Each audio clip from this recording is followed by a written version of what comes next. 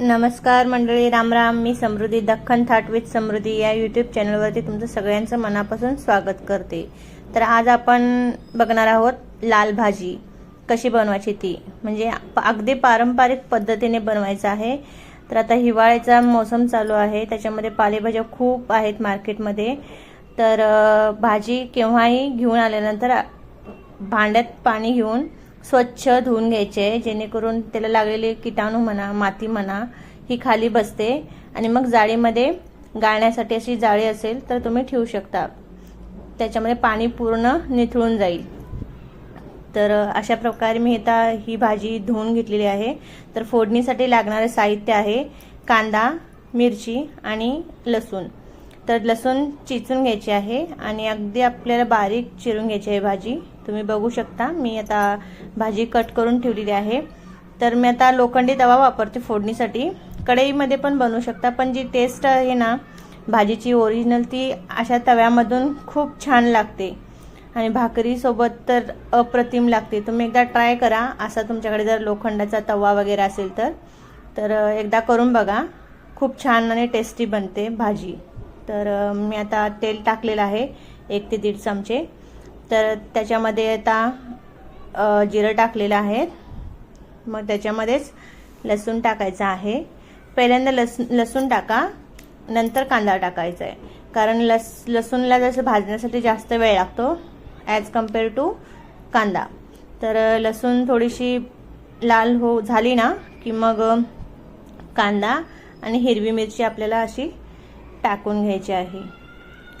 तर आता ह्याला परतवून घेऊया.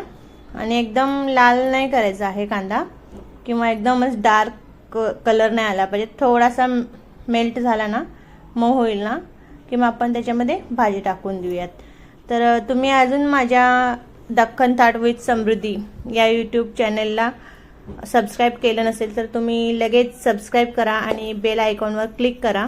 आणि माझी रेसिपी जर तुम्हाला आवडत असेल तर लाईक, शेअर आणि कमेंट करा. असा कांदा भाजलेला आहे आता. तर आता ह्याच्यामध्ये टाकायचं आहे आपल्याला लाल माठ. तर आम्ही कोल्हापूरची आहे, मी गडिंग्लज तालुका आहे आमचा. तर आमच्या भागामध्ये ही भाजी ना अशीच अगदी कोणताच मसाला न वापरता बनवतात. तर तुमच्याकडे कसं बनवतात तुमच्या भागामध्ये भाजी, ती मला कमेंटमध्ये सांगा नक्कीच. मला आवडेल तुमची पद्धत कशी आहे ही जाणून घेतल्यानंतर. तर आता भाजी टाकलेली आहे मी आणि गॅस कमी करून घ्यायचा आणि अशी खालतून वर परतवून घ्यायची आहे, जेणेकरून त्याच्यातील जे पाणी आहे ना, जो पाण्याचा अंश आहे तो कमी होऊन जाईल. बघू शकता रंग किती छान आलेला आहे ना लाल भाजीला. लाल माठ पण म्हणतो आम्ही आणि लाल भाजी सुद्धा म्हणतो. तर भाकरीसोबत खूप सुंदर लागते. आणि आता मग परतवून घेतल्यानंतर चांगलं त्याच्यावर झाकण ठेवून 5 मिनिट ठेवायचं आहे. असं पाणी सुटतं साईडून. आणि आपल्याला जोपर्यंत आटवायचं आहे की हे साईडचं पाणी आहे ते आटलं पाहिजे. आणि महत्त्वाची टीप मला या ठिकाणी तुम्हाला सांगायचं आहे मैत्रिणींनो. तर कोणतीही पालेभाजी करताना आधीच मीठ टाकायचं नाही.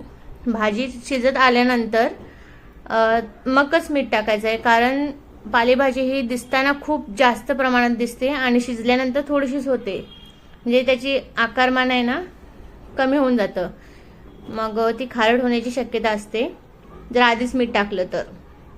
आता मी चेक केलेलं आहे की अजून भाजी शिजली का, तर शिजली नव्हती, म्हणून मी परत थोडा वेळ ठेवणार आहे. तर मी आता भाजीची जी एवढी होती ना तेवढ्यात मध्ये शिजून ही कमी झाली आहे. तर मी आता वरतून मीठ टाकलेलं आहे चवीपुरतं. तर आता अजून एकदा असं मस्तपैकी परतवून घ्या. खूप मस्त सुगंध सुटला आहे भाजीचा, खूप छान. तुम्ही बघू शकता खूप मस्त रंग आलेला आहे. लसणीला सुद्धा बघा ना असं लाल लाल कलर लागलेला आहे, लसूणला म्हणा, कांद्याला म्हणा. खूप छान दिसते. ऑलमोस्ट शिजत आलेली आहे भाजी. तर आता बघू शकता तुम्ही कलर खूप छान आलेला आहे. पाणी पण बऱ्यापैकी आटलेलं आहे. आता परत एकदा 1-2 मिनिटासाठी फक्त आपण ठेवून देऊ आणि नंतर मग गॅस बंद करून घेऊ. आता परत एकदा मी चेक करते कशी झालेली आहे, शिजली की नाही हे चेक करण्यासाठी. थोडंसं साईडला पाणी आहे अजून, पण मगाच्यापेक्षा भाजीची जो प्रमाण आहे तो कमी झाला होता. तर मी अजून एकदा ठेवलं होतं.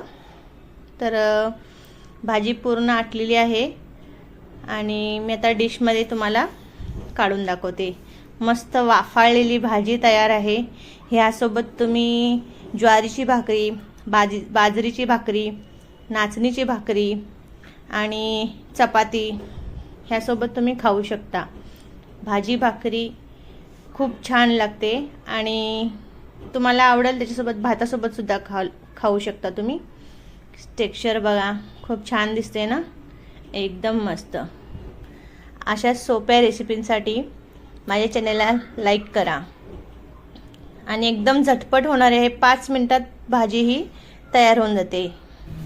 चला तर मग मैत्रिणींनो, परत एकदा भेटूया आपण पुढच्या रेसिपीमध्ये. तोपर्यंत धन्यवाद. थँक्यू.